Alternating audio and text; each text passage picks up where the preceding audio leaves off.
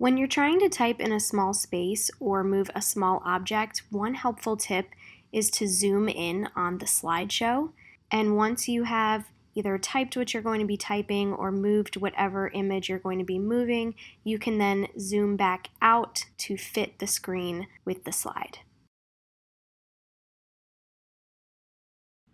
We're going to look at how to divide two decimal numbers when our dividend has two decimal places and our divisor has one decimal place.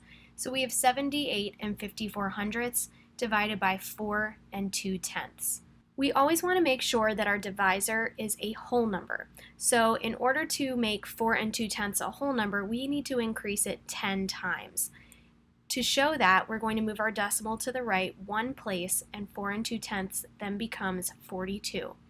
Whatever we do to our divisor, we also need to do to our dividend. So we are going to increase our dividend 10 times or move the decimal point there to the right one place as well. So 78 and 54 hundredths turns into 785 and 4 tenths. We're then going to divide just like we would with whole numbers. When you finally have your quotient, what you're going to do is take your decimal point in your dividend and you're going to throw it straight up into your quotient. So your answer is a decimal also.